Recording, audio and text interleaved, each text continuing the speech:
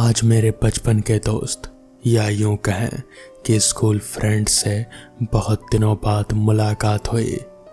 अमन भी मेरी ही तरह दिवाली की छुट्टी में अपने घर गांव आया था, तो गपशप से शुरू हुई बात पुराने दिनों के झरोखों में पहुंच गई।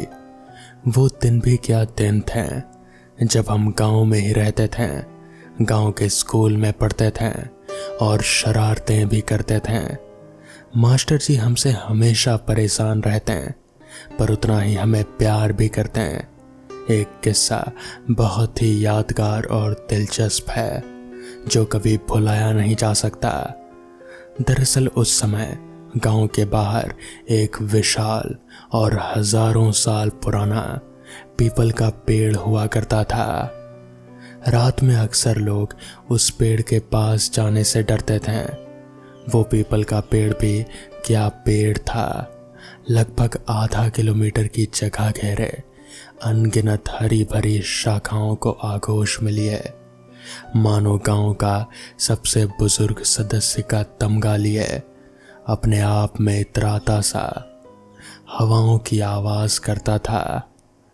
रात में तो ये पेड़ ही सैकड़ों छोटे बड़े प्राणियों का बसेरा था। कभी वहां से उल्लू की आवाज आती तो कभी चमगादड़ चीखते। अंधेरा ऐसा कि पेड़ के नीचे सुई भर की भी रोशनी ना पहुंचती, एकदम डरावना और भूतिया। गांव में उस पेड़ को भूतिया यूं ही नहीं कहा जाता था।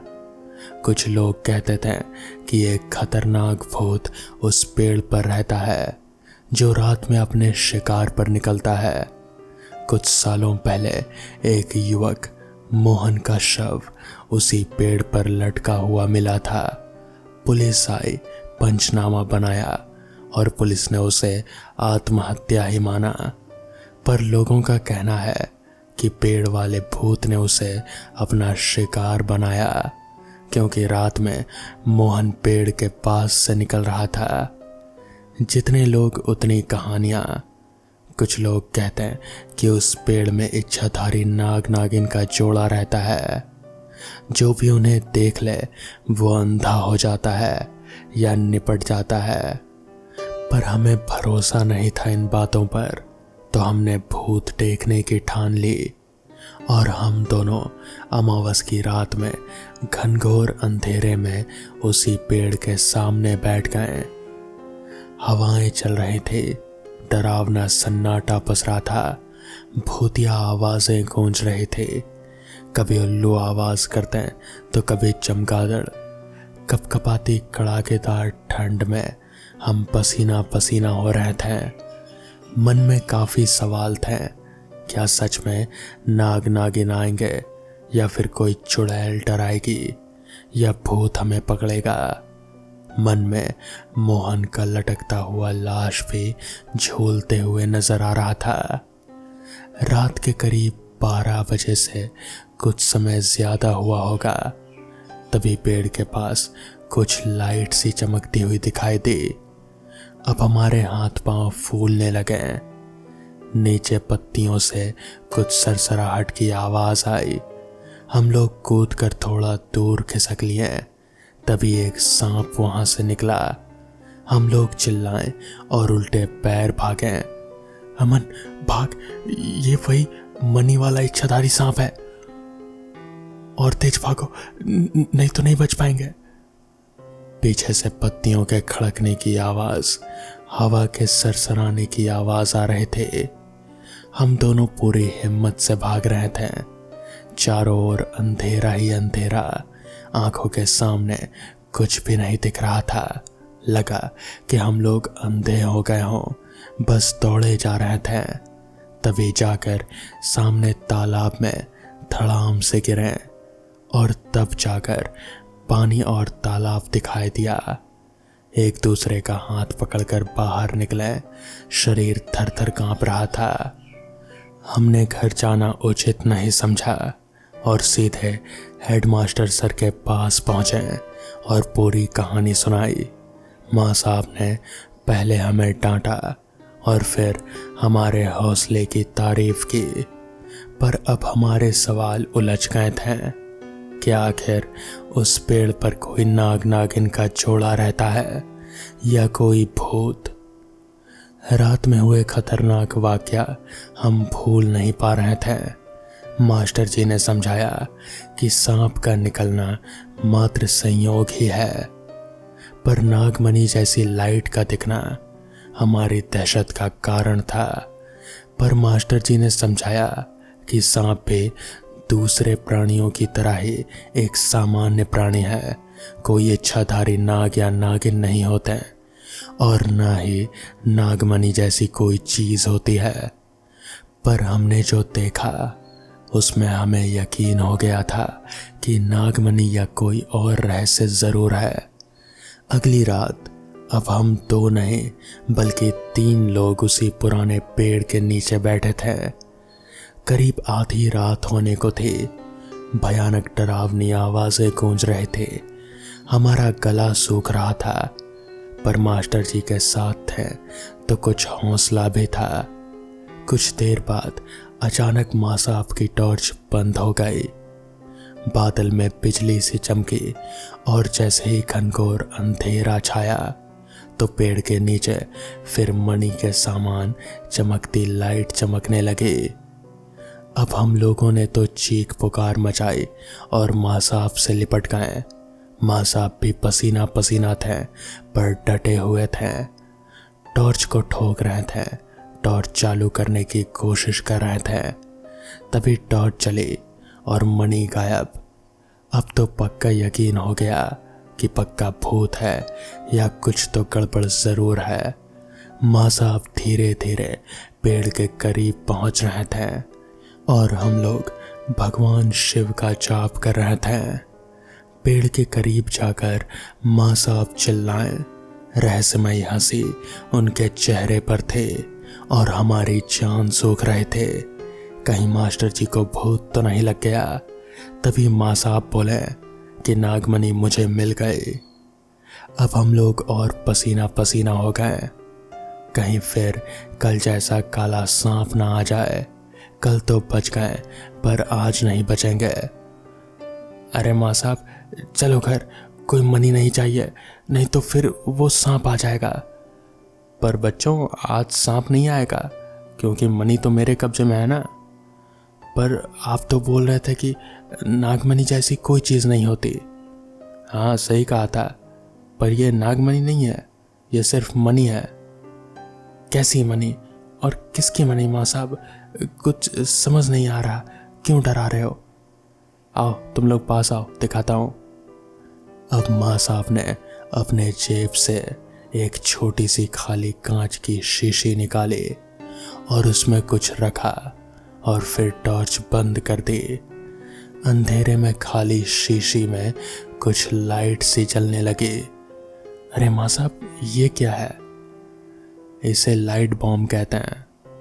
ये एक तरह का कीट है जो जुगनू के सामान अंधेरे में चमकता है। तुम लोग ही सही मनी समझ रहे थे। ऐसा भी कुछ होता है? हमें तो पता ही नहीं था। चलो फिर ठीक है, अब पता हो गया ना, चलो घर। हाँ माँ साहब एक बार पेड़ के ऊपर भी देख लो, ये डरावनी आवाज़ें कहाँ से आती है? फिर माँ साहब ने टॉर्च पेड़ के ऊपर मारी तो ढेर सारे पक्षी उड़े।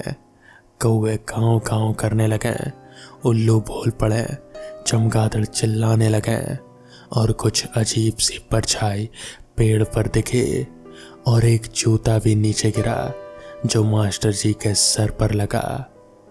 हम दोनों दोस्तों ने दौड़ लगा दी और भागते भागते हम लोग अपने घर पहुंचे। हमें कभी भी सही से पता नहीं चल पाया कि आखिर उस पेड़ का रहस्य क्या है। तो दोस्तों ये थी आज की पहली कहानी। तो चलिए बढ़ते हैं आज की दूसरी कहानी की ओर। एक रात मैं अपने गांव के दोस्त अवधेश के साथ अंधेरी रास्ते में खेत के रास्ते बस स्टैंड की तरफ जा रहा था। तो मेरे दोस्त ने कहा, यार थोड़ा जल्दी चलो, इस खेत से अगले 2 खेतों तक थोड़ी दिक्कत है।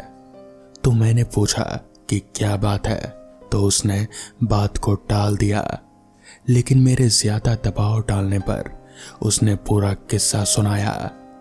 उसके मुताबिक बहुत साल पहले अपने गांव से रात को इन्हीं खेतों से एक आदमी गुजर रहा था। रास्ते में वो हल्का होने के लिए एक पेड़ के नीचे रुक गया। उसके बाद वो जैसे ही थोड़ा चला तो उसे किसी बच्चे के रोने की आवाज आई। उसने सोचा रात को पहरा देने वाले का बच्चा होगा, इसलिए तभी उसे याद आया कि ये खेत तो रमेशर काका का है, जो 3 साल पहले ही यहीं पर फांसी लगाकर मर गए थे। वो आदमी सहमे हुए कदमों से आगे बढ़ता रहा और उसके दिमाग में उन लोगों की बातें याद आई कि इस खेत से गुजरते वक्त रात को कभी भी पीछे मत मुड़ना। कोई रास्ता पूछे तो उसके आंखों और पाँव में मत देखना। कोई कितना भी बोले मगर कोई जवाब मत देना। ये सब बातें दिमाग में सोचने से उस आदमी की हालत पतली हो गई और वो सोचने लगा कि उसने यहाँ आने से पहले ये सब क्यों नहीं सोचा।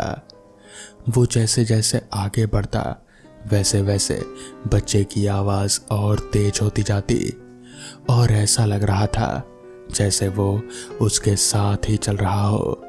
तभी अचानक उसने देखा कि एक पेड़ से बंधे झूले में बच्चा लेटा हुआ रो रहा था। तो डरते हुए उसने आवाज लगाई, ये किसका बच्चा है? लेकिन कोई प्रतिक्रिया नहीं आई। तो डर के मारे वो आगे बढ़ गया, लेकिन बच्चे की किलकारी सुनकर उससे रहा नहीं गया और उसने पीछे मुड़कर देख लिया। तो उसने देखा वो बच्चा झूले में उसके पीछे ही पड़ा था। रहम के मारे उसने उस बच्चे को गोद में उठाकर भागने की कोशिश की। थोड़ी देर बाद वो बच्चा अचानक ही उसे भारी लगने लगा और ये देखकर वो चौंक गया कि उसके पैर लंबे होकर जमीन को बस छूने ही वाले थे। उसने घबराकर बच्चे को गोद से गिरा दिया। जैसे ही वो बच्चा गोद से गिरा तो बच्चा बड़े आदमी की तरह जोर जोर से हंसते हुए बोला, आज तो तू बच गया। अगर मेरे पैर जमीन को छू लेते तो तुझे आज यहाँ कोई नहीं बचा सकता। तेरी मौत तय थी। ये कहते हुए वो बच्चा गायब हो गया। इसके बाद तो वो इंसान गिरते पड़ते घर तक पहुंचा और घर पहुंचते ही वो बेहोश हो गया। जब उसे होश आया तो उसने गांव वालों को ये सारी कहानी बताई। अवधेश की सारी कहानी सुनकर कहीं ना कहीं मुझे भी अब डर लगने लगा था। हालांकि मैं इन सब बातों पर यकीन नहीं करता था, मगर पता नहीं क्यों फिर भी मेरा जी घबरा रहा था। मैंने अवधेश की तरफ देखा तो उसका भी चेहरा पीला पड़ा हुआ था। हम लोग जल्दी जल्दी अभी उन्हीं खेतों में से होकर गुजर ही रहे थे कि तभी अचानक ही मेरे कान में किसी बच्चे की किलकारी आई। ये सुनकर तो मेरी और अवधेश की, हम दोनों की हालत पतली हो गई। हमें समझ आ गया था कि ये सब क्या चल रहा है। अवधेश ने अपने कदमों की रफ्तार बढ़ा दी और उसने मुझे भी तेज चलने को कहा।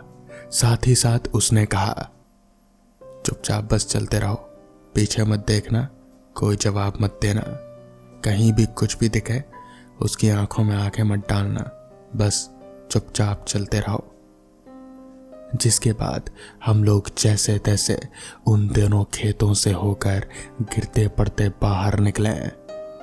अभी हम लोग आगे चल ही रहे थे कि तभी मुझे वहीं खेतों के बगल में ही एक कुआं नजर आया। मैंने अवधेश को कहा, यार चलते चलते बहुत प्यास लगी है, थोड़ा पानी पी लेते हैं इस कुएं से। अवधेश ने मेरी ओर हैरानी से देखा और फिर कहा, तू पागल हो गया क्या? तू जानता नहीं इस कुएं के बारे में? तो इस पर मैंने कहा, क्या वो कहाँ? वो तो बहुत पुरानी कहानी है, क्या वो भी सच है? इस पर अवधेश ने मेरा हाथ पकड़ा और जल्दी से हम लोग वहां से बाहर निकले और जैसे तैसे बस स्टैंड पहुंचे। वहां पहुंचकर मैंने अवधेश से कहा, भाई मुझे पता नहीं था कि वो कुएं की कहानी भी सच्ची है। मैं तो शहर में रहता हूँ ना, तो मुझे इन सब के बारे में ज़्यादा कुछ पता नहीं है और मुझे प्यास भी बहुत लगी थी। इस पर अवधेश ने वहीं पास ही के एक दुकान से पहले तो एक बोतल पानी खरीदा, फिर हमने पानी पिया और फिर अवधेश ने उस कुएं के बारे में बताना शुरू किया। कुएं के बारे में स्थानीय लोगों का मानना है कि आज से 50 साल पहले इस कुएं के आसपास के इलाके में काफ़ी अच्छी बस्ती हुआ करती थी, खेत नहीं। लेकिन एक दिन उस कुएं के पानी भरते हुए एक औरत उस कुएं में गिर गई और उस वक्त वहां कोई भी मौजूद नहीं था। वो तड़प तड़प कर उस कुएं में ही मर गई। तब से उस औरत की आत्मा आते जाते राहगीरों को परेशान करने लगी और धीरे धीरे उस कुएं के पास से बस्ती उजाड़ होने लग गई। एक रात एक शराबी उस कुएं के पास से गुजरा और उसे किसी के चीखने की आवाज आई। वो कुएं के पास गया और कुएं में झांका तो उसे एक औरत दिखाई दी। उस औरत ने उस शराबी को कहा, तुम मुझे इस कुएं से बाहर निकाल दो जल्दी। शराबी ने कहा, तुम इस कुएं में कैसे गिर गई? उस औरत ने कहा, तुम्हें सब कुछ बताती हूँ, पहले मुझे बाहर निकाल दो बस। शराबी घबरा गया और भागने की कोशिश करने लगा, लेकिन उसी समय उस औरत ने उसे पीछे से धक्का मारकर उस शराबी को कुएं में ढकेल दिया और वह कुएं में डूबकर मर गया। इस घटना के अलावा भी कई लोगों को इसका शिकार होना पड़ा। लोग कहते हैं कि वो कुआं शापित है और आज भी उस कुएं में उस औरत की आत्मा भटकती रहती है। अवधेश की कहानी सुनकर मैं और भी ज्यादा डर गया। खैर, बस आने तक अवधेश मेरे साथ वहीं पर रुका रहा और फिर उसने मुझे बस में चढ़ा दिया। तो दोस्तों, ये थी आज की पहली कहानी। तो चलिए बढ़ते हैं आज की दूसरी कहानी की ओर। आज से करीब 10 साल पहले मैं अपने मामा के यहाँ जैसलमेर गया था। वहां जाकर पता चला कि यहाँ तो 2 साल से अकाल पड़ा है और पानी लेने के लिए 5 किलोमीटर दूर जाना पड़ता है। मामा मामी से मिलने के बाद मेरे मामा का लड़का और मैं पानी लेने के लिए चल पड़े। रास्ते में पैदल चलते हुए थक गए थे और एक जगह पर बैठ गए। तब उसने एक किस्सा सुनाया। पिछले साल पानी की वजह से एक औरत का बच्चा रो रहा था और वो काफी बीमार था, इसलिए वो पानी मांगने हमारे गांव में आई, लेकिन उसको किसी ने पानी नहीं दिया। जब वो वापस लौट रहे थे तो रास्ते में उसको ठाकुर के घर पर पानी दिखाई दिया। तो उसने बिना किसी से पूछे, बिना कुछ सोचे समझे पानी पीने की कोशिश की। जब उसको ठाकुर ने देखा तो वो गुस्से से आग बबूला हो गया और पता नहीं क्यों कुदाली लेकर उस औरत की तरफ दौड़ा। उस औरत ने भागने की कोशिश की, लेकिन वो ठेस लगकर गिर गई। ठाकुर ने बिना आव दाव देखे कुदाली से उस औरत की बेरहमी से हत्या कर दी। इस घटना के एक आध दिन बाद उस बच्चे की भी बिना पानी के मौत हो गई। कुछ दिनों बाद खबर आई कि उसी कुदाली से ठाकुर को भी किसी ने मार दिया और धीरे धीरे उसके पूरे परिवार को किसी अनजानी ताकत ने मौत के घाट उतार दिया। ये किस्सा सुनने के बाद हम दोनों पानी लेकर वापस गांव की तरफ लौटने लगे। हल्का हल्का अंधेरा हो चुका था। अचानक हमारे सामने एक बच्चा आया और पानी मांगने लगा, लेकिन इतनी दूर से पानी लाने की वजह से हमने उसे मना कर दिया। घर पहुंचकर मैंने खाना खाया और फिर वहीं पेड़ के नीचे चारपाई पर सो गया। अचानक रात को वो ही बच्चा मेरे सामने आया और पानी मांगने लगा। पहले तो मैंने ध्यान नहीं दिया और गुस्से से उससे कहा, चल भाग यहां से। और मेरे सामने फिर अचानक ही वो औरत दिखाई दी। अचानक मैं उठ गया और देखा वहां कोई नहीं था। मैंने सोचा कि शायद कोई सपना होगा। फिर रात को 2 बजे के आसपास मैं हल्का होने के लिए खुले मैदान की तरफ गया और मुझे एक आवाज सुनाई दी, पानी। मैंने सोचा कि शायद मामी की आवाज होगी। फिर मैं वापस चारपाई की ओर लौटा ही था कि तभी अचानक से वही आवाज सुनाई दी। अब मैं गुस्से से आग बबूला हो गया और बोला, कौन है? सामने आओ, अभी देता हूं पानी। इतना कहते ही मेरे पीछे मुझे किसी के होने का एहसास हुआ। मैंने पीछे मुड़कर देखा तो एक औरत कुदाली लेकर खड़ी थी। मैं डर के मारे बहुत जोर से भागा और रास्ते में एक पत्थर से ठोकर लगने की वजह से नीचे गिर गया। उसके बाद वो हुआ जिस चमत्कार की मुझे कभी उम्मीद ही नहीं थी। उस रात हल्के बादल थे और अचानक ही कुछ पानी की बूंदें उस औरत पर पड़ी और वो औरत एकदम से गायब हो गई। मैं अपनी जान बचाने के लिए प्रभु को धन्यवाद देने लगा। अगले दिन ही सुबह जल्दी 5 बजे मैंने अपने घर मकराना जाने की ठान ली। मैं अपने मामा मामी को बिना बताए ही निकल पड़ा। स्टेशन पर पहुंचा और वहां बैठे हुए मैंने देखा कि एक बच्चा रो रहा था। मैं घबरा गया, लेकिन वही औरत मेरे पास आई और पानी मांगने लगी। हालांकि मुझे पानी की ज़रूरत थी, लेकिन मैंने अपनी बोतल से उस औरत और उस बच्चे को पानी पिला दिया। उसके बाद वहाँ ट्रेन आ गई और फिर मैं ट्रेन में बैठकर अपने घर पहुँच गया। उसके बाद से मैं हमेशा अपने पास पानी रख कर ही सोता हूँ।